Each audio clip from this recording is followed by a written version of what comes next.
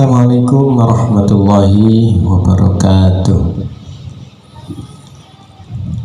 Alhamdulillah, alhamdulillahilladzi an'ama alaina wa hadana ala dinil Islam.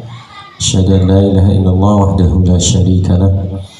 Wa asyhadu anna sayyidana wa nabiyyana Muhammadan abduhu wa rasuluhu la nabiyya ba'dah. Allahumma shalli wa sallim wa barik ala sayyidina Muhammadin wa ala alihi wa sahbihi ajma'in. Amma ba'du.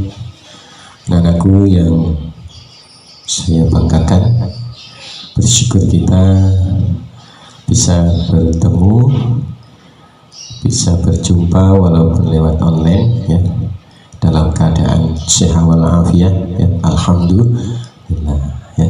Mudah-mudahan dengan nikmat Allah sehat ini kita bisa melaksanakan aktivitas hari ini dengan sebaik-baiknya, bisa mengikuti kegiatan pesantren Ramadan SD Hadijah 2 via online, dan bisa menjalankan tentunya ibadah puasa, menjalankan semua kegiatan ibadah puasa dengan sebaik-baiknya ya.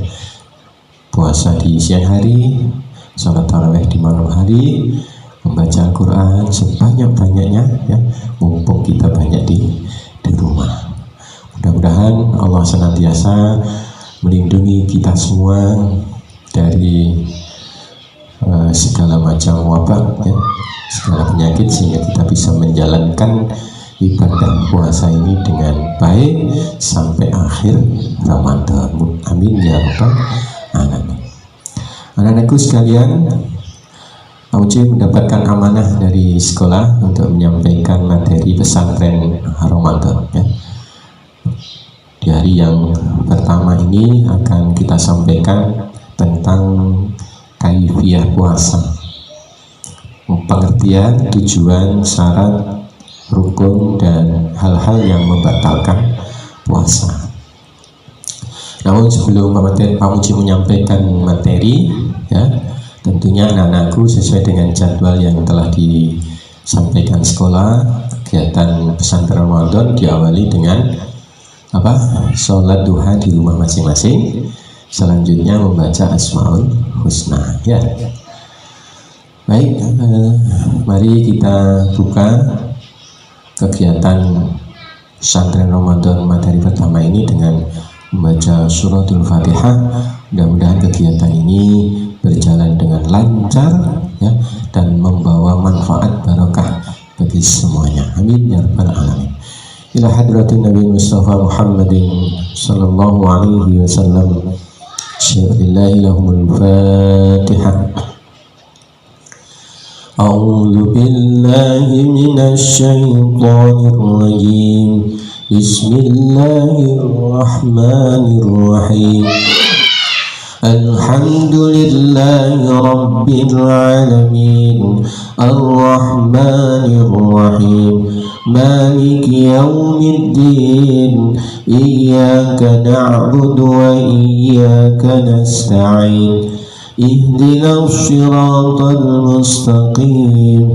Siratal ladzina an'amta 'alaihim ghairil maghdubi 'alaihim waladdallin. Rabbighfirli wa liwalidayya wa lil mu'minina amin. Baik, sudah kita buka kegiatan materi ini dengan membaca suratul Fatihah. Mudah-mudahan diberi kemudahan oleh Allah Subhanahu wa ta'ala. Materi yang pertama yaitu tentang pengertian puasa ya. Puasa, anak-anakku, dalam bahasa Arab, dalam Al-Quran ya, dalam istilah agama Islam ada dua macam ya, yaitu as-shaum dan as-syiyam. As-shaum dan as-syiyam ya. Dua kata ini memiliki makna yang sama ya, secara hakikatnya sama ya. Menurut bahasa artinya menahan diri dari segala sesuatu, menahan diri dari segala sesuatu. Ya. Kalau menurut istilah, puasa itu adalah menahan diri dari makan, minum, dan semua yang membatalkan puasa, segala sesuatu yang membatalkan puasa, mulai dari terbitnya fajar, mulai dari adzan subuh sampai dengan adzan maghrib, sampai dengan terbenamnya matahari. Jadi yang bisa dikatakan berpuasa itu adalah orang yang bisa menahan diri dari makan dan minum dan segala hal yang membatalkan puasa, mulai dari terbitnya fajar ditandai dengan adzan subuh sampai terbenam matahari ditandai dengan adzan maghrib. Tapi yang menentukan di sini adalah mulai terbitnya fajar. Ya, adzan hanya sebuah tandanya. Sebab adzan bisa kadang-kadang terlambat atau mendahului. Tapi yang menentukan mulai dari terbitnya fajar sampai terbenamnya matahari. Ya. Pak, kalau puasa hanya sampai duhur, bagaimana itu Pak? Nah, anak-anakku, puasa itu ibadah yang butuh energi yang banyak. Tentunya harus latihan mulai kecil. Mulai kapan latihan puasa? Mulai umur 7 tahun sesuai dengan perintah Nabi. Semua perintah agama itu idealnya diawali, dilatih sejak dini, ya, mulai dari usia 7 tahun. Perintahnya Rasulullah, muru auladakum bis-shalah, ya, bisa baik. Perintahkanlah anakmu untuk melaksanakan ibadah salat ketika umur 7 tahun. Jadi 7 tahun harus sudah mulai latihan. Dari hadis ini dapat kita kiaskan, anak-anakku, dapat kita ambil pelajaran bahwa puasa juga perlu latihan mulai dari umur 7 tahun, jadi kelas 1. Kalau latihan boleh sampai duhur, ya. Jadi dengan latihan mulai sampai duhur saja, insya Allah kalau sudah biasa, ya, kalau sudah kuat, dilanjut sampai maghrib. Ya, insya Allah kalau sudah biasa, nanti ketika usia balik, usia wajib puasa, sudah tidak kaget lagi. Jadi begitu anak-anakku. Jadi puasa itu hakikatnya mulai terbit fajar, subuh sampai terbenam matahari, yaitu waktu maghrib. Kalau ada yang puasa sampai duhur atau puasa beduk, itu adalah latihan, ya. Baik, jadi dapat kita simpulkan, ya, puasa itu pengertian menurut bahasa menahan diri dari makan minum, menahan diri dari segala sesuatu. Pengertian menurut istilah menahan diri dari makan dan minum serta hal-hal yang membatalkan puasa, mulai terbitnya fajar, adzan subuh sampai terbenamnya matahari, yaitu adzan maghrib. Sekarang tujuan puasa. Puasa itu punya tujuan, jelasnya. Semua ibadah ada tujuannya, ya.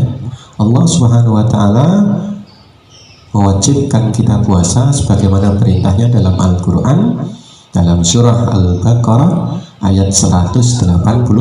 Ayat ini insya Allah anak-anakku sudah hafal, sudah sering dengar di masjid, di musola, di sekolah. Jadi setiap tahun ayat ini kita dengarkan. Oleh karena itu mari kita baca bersama-sama, ya. A'udzu billahi minasy syaithanir rajim. Bismillahirrahmanirrahim. Ya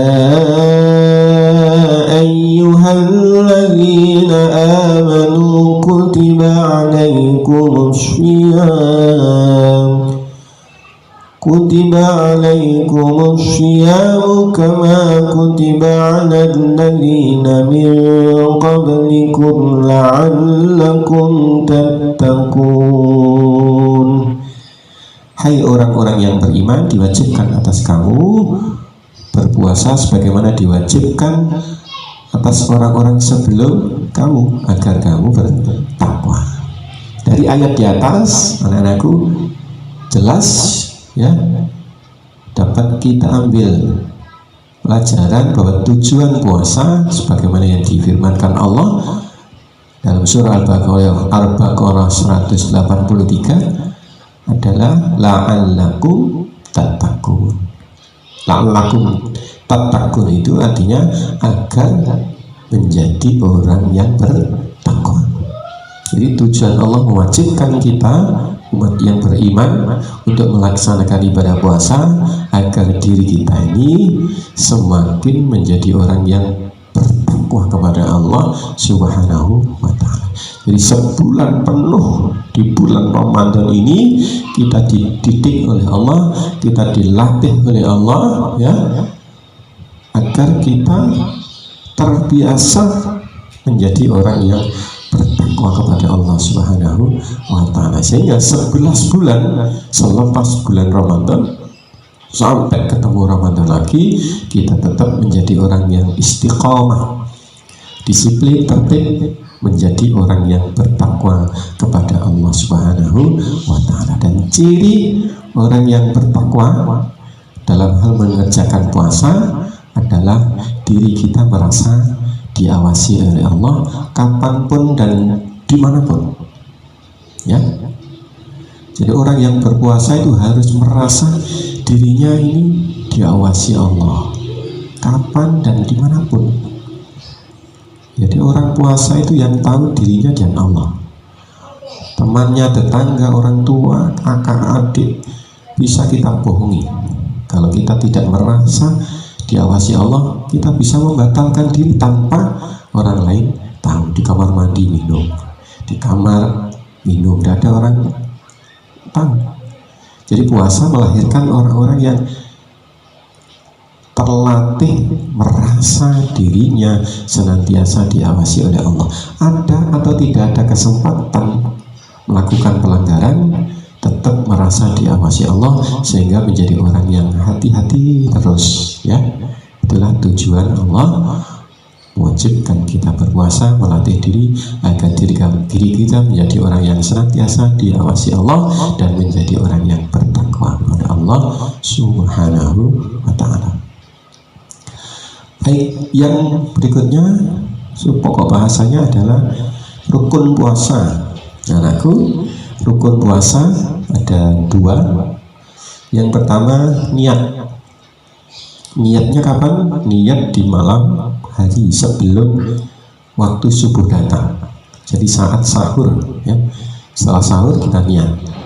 Namun biasanya kalau kita sholat jamaah taraweh di masjid, di musola ya, habis taraweh itu imam sholat memimpin doa, memimpin niat ya, supaya kalau habis sahur kita lupa niat, sudah niat di malam hari saat taraweh. Namun karena kita sekarang di rumah saja karena ada virus corona ini, jamaah di rumah, maka sebaiknya setelah tarawih dengan orang tuanya di rumah ya, langsung membaca niat bersama-sama ya. Niatnya bunyinya nawaitu shauma ghadin an ada'i fardhi syahri ramadhana hadhihi sanati fadlillahi ta'ala. Niat ini ringan, mudah, tapi kalau lupa anakku bisa fatal. Rukun itu sesuatu yang wajib dilakukan. Manakala tidak dilakukan, semua ibadah kita tidak sah ya. Jadi di siang hari baru ingat, tadi malam tidak niat, tidak sah puasanya ya. Kalau Ramadan wajib niat setiap malam ya. Jangan sampai lupa ya. Yang kedua rukun puasa adalah menahan diri dari makan dan minum dan segala hal yang membatalkan puasa, mulai terbitnya fajar sampai terbenamnya matahari. Jadi menahan diri dari makan, minum, dan hal-hal yang membatalkan puasa, mulainya apa? Mulai terbitnya fajar, mulai subuh sampai maghrib, terbenamnya matahari. Namun anak-anakku, dalam prakteknya jangan sampai kita makan tiba-tiba ada, ya, atau bangunnya agak terlambat, tiba-tiba ada. Nah, bahaya. Makanya disiapkan. Rasulullah itu memberi contoh bagaimana mengakhiri makan sahur, makan dan minum saat sahur. Rasulullah memberi contoh dalam seharinya mengakhirkan, berhenti dari makan dan minum saat sahur itu jaraknya dengan azan kurang lebih seukuran dengan kita membaca ayat Al-Quran 50 ayat. Jadi setelah makan minum sahur selesai, ya, dipakai membaca ayat Al-Quran 50 ayat, baru adzan subuh. Jadi kalau bisa jangan mepet sekali dengan adzan subuh baru selesai makan sahur, ya, ada jarak. Supaya apa? Setelah makan itu kan biasanya ada makanan tersisa di mulut. Jadi ada waktu untuk sikat gigi, membersihkan mulut, ya. Barangkali mau mandi, persiapan sholat jamaah subuh. Maka di lingkungan kita, di masjid, di mushola, itu ada yang namanya istilah imsak. Imsak itu menurut bahasa sama artinya menahan dari segala sesuatu, menahan diri. Imsak, ya. Istilah ini digunakan adalah sebagai tanda lampu kuning untuk segera mengakhiri makan dan minum saat sahur, ya. Makanya di mushola kita mendengar ada bacaan-bacaan, ya, sholawat Al-Quran kurang lebih 10 menit 10 menit terdengar bacaan-bacaan khusus sebagai peringatan bahwa waktu makan sahur akan segera berakhir. Dan 3 menit sebelum adzan subuh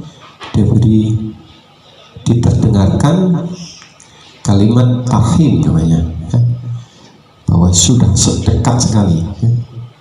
Sudah dekat sekali waktu adzan subuh, maka kita diminta untuk segera mengakhiri makan dan minum saat sahur, ya. Biasanya di kalimat tahim itu terdengar Assalatu wassalamu alaik ya imam al-mujahidin ya Rasulullah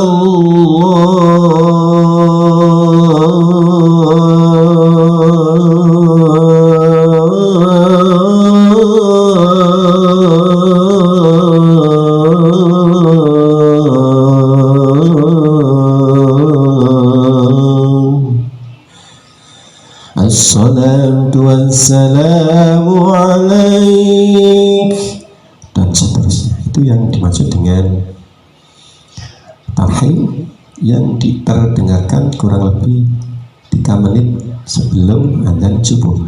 Itu sudah lampu kuningnya sudah mau habis, maka diminta untuk segera mengakhiri makan sahur. Namun, ya, sebenarnya tetap puasa itu mulai saat terbitnya fajar. Misalnya kamu bangun terlambat, ya, segera minum kalau belum adzan, masih boleh, Bu. Jadi waktu imsak itu masih boleh makan minum, ya. Waktu imsak itu sebagai tanda yang situasi normal segera mengakhiri. Tapi kalau situasinya darurat, bangun bangunnya terlambat, langsung minum. Kalau masih imsak masih boleh makan dan minum, tapi segera diakhiri cepat-cepat sebelum tiba adzan subuh. Jangan sampai adzan subuh masih ada makanan tersisa di mulutnya. Oke, berikutnya adalah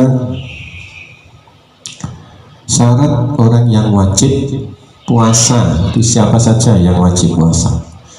Apakah diri kita termasuk di dalamnya apa tidak? Nah, kalau sudah masuk di dalam syarat orang wajib puasa, maka wajib hukumnya orang untuk menjalankan puasa sebagai wujud bukti kita beriman kepada Allah Subhanahu wa Ta'ala. Yang pertama, syarat orang yang wajib puasa adalah beragama Islam. Jadi yang akan mendapatkan pahala, mendapatkan manfaat berpuasa adalah hanya umat Islam. Jadi kalau ada teman kita yang non muslim tanya, Pak, saya boleh puasa? Jawab boleh saja, tetapi dia tidak mendapatkan pahala puasa, hanya mendapatkan manfaat puasa, yaitu sehatnya. Sumu tasihhu, dengan puasa maka sehat. Tapi kalau ingin mendapatkan pahala, ya harus masuk Islam dulu. Jadi syarat pertama. Yang kedua, balik. Balik itu artinya sampai. Jadi sampai apa ya? Sampai batas umurnya. Batas umur minimal untuk menjalankan perintah Allah, itu namanya balik. Balik itu tandanya ada 3. Di antara 3 ini mana yang lebih cepat? Kalau sudah ada 1 tanda berarti sudah balik. Tidak harus 3-3 ya. Yang pertama, umur 9 tahun sudah ihtilam, sudah mimpi basah atau keluar air mani bagi laki-laki maupun perempuan. Jadi umur 9 tahun sudah ihtilam, mimpi basah, bukan mimpi kehujanan, mimpi basah ya, itu berarti sudah balik. Kalau sudah balik maka wajib puasa, bukan latihan lagi, full puasanya. Yang kedua, umur 9 tahun keluar darah haid bagi perempuan ya. 9 tahun sudah keluar haid maka berarti sudah balik ya. Kalau sudah balik berarti wajib menjalankan puasa full, tidak boleh puasa duhur atau puasa beduk ya. Berikutnya, tanda balik adalah umur 15 tahun penuh ya. Jika mulai umur 9 tahun sampai 14 tahun 11 bulan belum ihtilam, belum mimpi basah, laki-laki perempuan, atau belum haid untuk yang perempuan, maka begitu usia 15 tahun secara otomatis sudah balik ya. Tapi ini biasanya jarang ya, jarang. Apalagi anak-anak zaman sekarang usia ya muda sudah banyak yang ihtilam, sudah keluar darah haid ya. Itu kebanyakan begitu. Yang ketiga, syarat orang yang wajib puasa itu berakal sehat. Jadi bukan orang gila. Jadi orang puasa harus akalnya sehat ya. Allah mewajibkan puasa hanya untuk orang-orang yang berakal sehat. Jadi kita kalau dalam kondisi tidak berakal sehat, naudzubillah ya, tidak wajib puasa. Lupa lah, enak Pak. Enak ya, gila kok enak, tidak enak ya. Jadi lebih enak jadi orang berakal sehat, diwajibkan oleh Allah untuk berpuasa. Atau orang yang tidak pingsan sehari penuh ya. Jadi kalau pingsan sehari penuh, tidak sadar sehari penuh, mulai subuh sampai maghrib, maka dia tidak wajib puasa, tapi wajib mengganti di hari yang lain, ya. Orang yang gila, orang gila permanen, ya selamanya tidak wajib puasa. Biasanya orang gila susah sembuhnya, ya. Maka dari itu jaga akal kita untuk memikirkan hal-hal yang wajar saja, jangan melebihi batas, ya. Itulah syarat wajib puasa, berakal sehat. Berarti orang yang berakal sehat harus menjalankan ibadah puasa. Jadi kalau ada umat Islam akalnya sehat tidak mau puasa, nah ini berarti dianggap tidak berakal sehat. Oh, yang wajib itu yang berakal sehat. Kalau ada umat Islam tidak puasa, berarti akalnya tidak sehat, tidak digunakan memikirkan perintah Allah Subhanahu wa ta'ala. Di dalam Al-Quran, lahum qulubun la yafqahuna biha walhum a'yunun la yubsiruna biha walhum adhanun la yasma'una biha ulaika kal an'am bal hum adall. Ya, Allah memberikan kita akal, ya, memberikan pandangan, telinga, itu mendengar ayat-ayat Allah, ada perintah Allah, kutiba alaikumusiyam. Kalau akal kita sehat, ya, setelah mendengar ayat Allah itu, maka kita harus menjalankan perintah Allah sebagai wujud bukti kita memiliki iman dan akal yang sehat, ya. Jadi hati-hati, yang berakal sehat tadi tidak puasa, ya.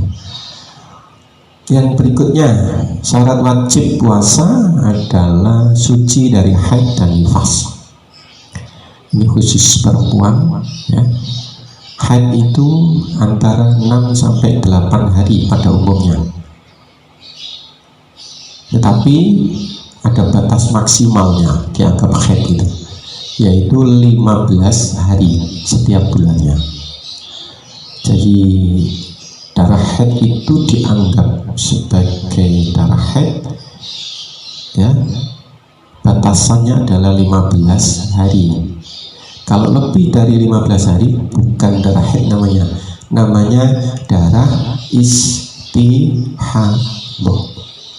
Orang yang keluar darah pada hari ke-16 perempuan, ya, berarti hari ke-16 itu bukan darah haid, ya, itu namanya darah istihadah. Berarti dia wajib puasa, ya. Kalau haid, ya, tidak boleh puasanya, tidak sah puasanya, justru tidak boleh. Tetapi wajib mengganti segera setelah Ramadan, jangan ditunda sampai menjelang Ramadan lagi, biasanya begitu, ya. Jadi perintah Allah kalau bisa segera dilakukan segera. Begitu pasca Ramadan, bulan Syawal langsung diganti, karena ada puasa sunnah itu 6 hari secepatnya sebagai pengganti haid. Kemudian nifas itu darah yang keluar setelah melahirkan. Anak-anak melahirkan itu akan mengeluarkan banyak darah. Darah itu ada sebagai pelindung janin, ya, di dalam rahim ibu, ya. Darah, makanya darahnya banyak, ya. Setelah melahirkan masih ada darah yang harus dibersihkan, ya. Dari itu anak-anak, ya, berbaktilah kepada orang tuamu, melahirkanmu sampai berdarah-darah, ya. Jadi makanya perintah Nabi, siapa yang harus kita hormati? Bapak atau ibu? Ibu. Bapak atau ibu? Ibu.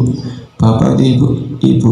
Baru ayahmu, karena ibu orang yang sangat berjasa melahirkan kita, berdarah-darah, bahkan darahnya masih keluar pasca melahirkan, ya. Itu namanya darah nifas. Darah nifas itu para ulama memberi waktu yang dianggap darah nifas itu masanya waktunya sampai 40 hari. Berarti hari ke-41 masih keluar, berarti darah istihadah. Ya. Kalau darah istihadah berarti wajib puasa. Karena bukan darah karena nifas, tapi darah karena penyakit. Ya. Berikutnya syarat wajib puasa adalah mukim. Mukim itu artinya berada di rumah saja. Seperti sekarang ini hampir semua di antara kita ya diperintahkan lebih baik di rumah saja. Jangan keluar kalau tidak sangat penting. Ya. Berarti wajib puasa. Jadi kalau di waktu yang normal sebelumnya banyak walaupun puasa, situasi bulan Ramadan banyak orang yang pergi jauh. Nah, orang yang pergi jauh melebihi batas ya, yaitu sekitar 81 km, itu boleh orang itu tidak puasa hari itu. Jadi pada bulan Ramadan kita pergi jauh lebih dari 80, berarti 81 km, boleh kita tidak puasa hari itu, tetapi wajib mengganti di hari lain saat kita di rumah, saat kita ada kesempatan ya. Tetapi kalau pergi jauh ya, lebih dari 80 km, 81 dan seterusnya, kita tetap puasa boleh saja. Ini rukhsah, keringanan, boleh dilakukan, boleh tidak, tergantung pilihan kita. Yang terakhir, orang yang wajib puasa adalah sehat, kuat, sehat dan mampu. Jadi orang sakit tidak diwajibkan Allah ya. La yukallifullahu nafsan illa wus'aha. Allah tidak akan membebani ya diri kita di luar batas kemampuan, termasuk puasa. Kalau kita sakit ya tidak wajib. Kalau sehat kuat ya wajib. Tapi kalau pura-pura sakit ya nggak boleh. Yang bisa menentukan kita ini sakit beneran ya dari dokter, ahlinya, ada ahlinya. Atau kita juga bisa menentukan karena kita mengalami sehari-hari. Kalau saya sakit ini pusing ya, fatal, tambah parah sakit. Jadi sakit yang boleh kita tidak puasa itu sakit yang kalau kita tetap puasa justru tambah sakit. Itu yang dimaksud dengan udzur syar'i ya. Boleh kita tidak puasa, tetapi ketika kita sudah sehat wajib mengganti di hari yang lain ya. Sejumlah hari yang kita sakit tadi. Baik. Itu adalah syarat orang yang wajib puasa. Pertama, beragama Islam, kedua, balik, ketiga, berakal sehat, keempat, suci dari haid dan nifas, kelima, mukim atau di rumah saja, yang terakhir, sehat dan kuat. Yang terakhir, hal-hal yang membatalkan puasa. Yang pertama, sengaja memasukkan benda atau makan dan minum ke dalam lubang tubuh manusia. Memasukkan benda atau makan minum melalui lubang tubuh manusia. Lubang tubuh kita pertama apa? Mulut ya. Jadi anak-anak kalau memasukkan makanan atau minuman atau benda apa saja ke mulut, batal puasanya. Yang membatalkan itu tetelan, batasannya di tenggorokan.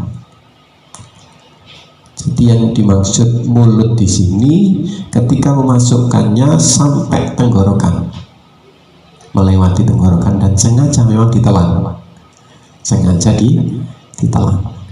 Jadi kalau anak-anak bulan puasa wudhu berkumur tidak apa-apa, tidak apa-apa. Tapi ya setelah berkumur dibersihkan, dipastikan jangan ada yang tertelan. Ya kalau sengaja tertelan ya menjadi batal, melewati tenggorokan. Tapi ada yang mengatakan kalau habis zuhur itu makruh berkumur saat setelah duhur, karena saat sudah kering sekali berkumur itu makruh setelah duhur. Ada yang mengatakan begitu, tapi hakikatnya yang membatalkan puasa itu memasukkan benda makanan atau minuman, air melewati tenggorokan selama tidak ada kesengajaan menelan melebihi melewati tenggorokan, tidak batal. Tapi kita harus hati-hati, bukan berarti kita mainan mulut kumur ya, jangan, tidak boleh. Ihtiyat, tetap menjaga kehati-hatian. Kan kata Pak Mujib lewat tenggorokan berkumur, tidak boleh, tetap menjaga kehati-hatian. Kemudian memasukkan melalui hidung. Hidung itu batasannya adalah pangkal insangnya, ya, lurus dengan mata, ya. Jadi memasukkan hidung, memasukkan air atau apa saja melewati pangkal insang, batal puasanya. Berarti kalau wudhu membersihkan hidung yang depan tidak apa-apa. Ini yang ya, biasanya ada kotorannya, tetap dibersihkan tidak apa-apa. Karena batasannya yang dimaksud batal itu melebihi pangkal insang, khaisum, ya, yang lurus dengan mata.